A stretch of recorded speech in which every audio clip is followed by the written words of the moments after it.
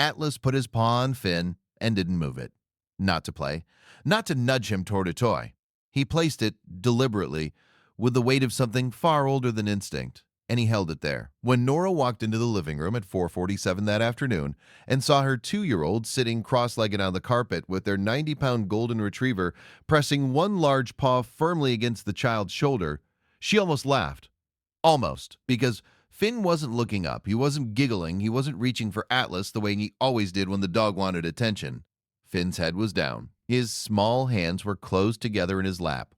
And Atlas was watching him with an expression Nora had never seen on that dog's face before. Not playful, not sleepy. Not the soft, dopey calm she'd come to love in the 3 years since they'd adopted him. Still, locked, focused. What they discovered in the next 4 minutes changed the way Nora looked at that dog forever. Before we go further, if stories like this matter to you, take a second to like, subscribe, and share. You never know who needs to hear this one. The morning had been ordinary in the way that exhausting mornings always feel ordinary in hindsight. Seth had left early for a work call, Nora had managed breakfast, a diaper change, and 40 minutes of supervised play before Finn went down for a nap that lasted exactly 19 minutes, which was somehow worse than no nap at all. By early afternoon, the house had that low, familiar hum of a day that wasn't going anywhere.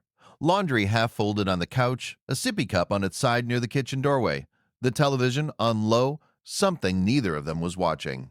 Atlas had been following Finn since lunch. Not unusually, the dog often trailed the toddler like a slow, golden shadow, but today there was something different in the way he moved.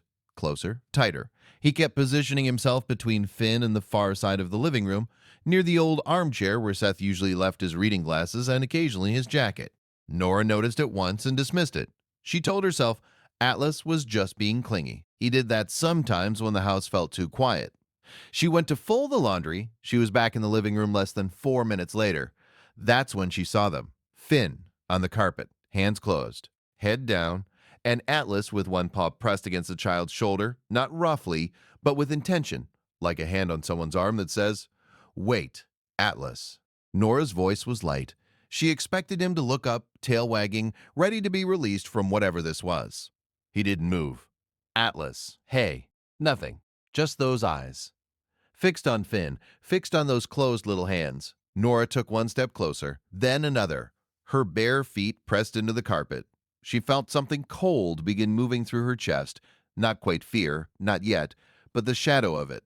Finn looked up then. His expression was neutral. The flat, curious look of a toddler who doesn't understand why the question is being asked.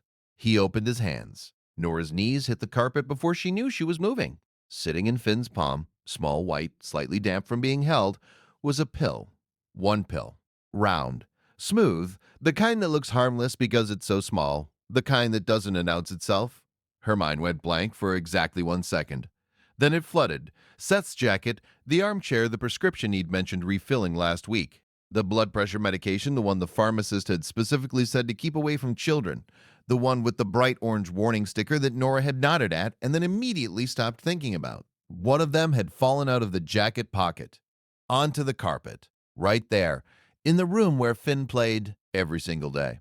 Don't put it in your mouth. Her voice came out strange. Low. Too controlled. Finn, look at Mommy. Don't put it in your mouth. She took the pill. She grabbed her phone. She called poison control first, hands trembling so badly she misdialed and had to start again. When she reached them, she described the medication, the dose, the child's weight. The specialist on the line was calm in the way that professionals are calm when they've handled 1,000 versions of this call. Has he ingested any of it? I don't think so. He was just holding it. I think Atlas stopped him from... Her voice broke. She couldn't finish the sentence. The specialist walked her through everything. Finn had not swallowed it. His color was normal. His behavior was normal. They would monitor him for 2 hours, and if anything changed, she should go directly to the emergency room. But based on everything she was describing, her son was safe. These medications work very quickly in small children, the specialist said carefully. If he had swallowed it, even half of it, you would have been looking at a serious emergency within 20 to 40 minutes. Nora sat on the floor after she hung up. Atlas had not moved from Finn's side. Seth came home to find Nora still on the carpet. Finn was in her lap. Atlas was pressed against both of them. Not dramatic, not performing, just present the way he had always been present in that quiet way she had never fully understood until now. The jacket was all she said. Seth looked at the armchair, at the floor, at Finn, at his wife's face. He didn't say anything for a long time. Later, after Finn was bathed and fed and asleep, after Seth had gone through every pocket of every jacket in the house and moved every medication to the high cabinet with the child lock, Nora sat in the living room alone with Atlas. She put her hand on his head. He leaned into it. You knew before I did.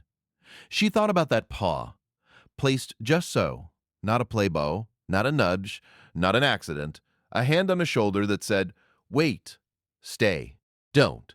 She thought about how close the distance was between a Tuesday afternoon and a phone call she couldn't have made. And here's the part that matters beyond this story. Dogs communicate in a language we were never taught to read. A stiff body, focused eyes, a paw that holds instead of plays. These are not random, they are words.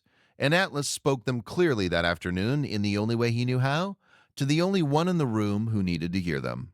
If you live with a dog and a small child, watch the dog.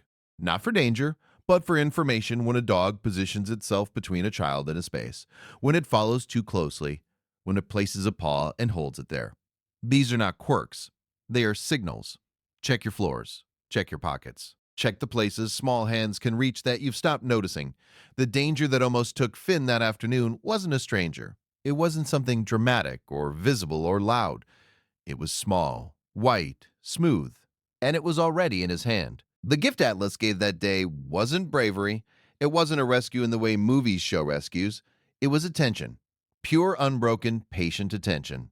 Aimed at the one person in that house who couldn't protect himself. Sometimes that's all protection ever is.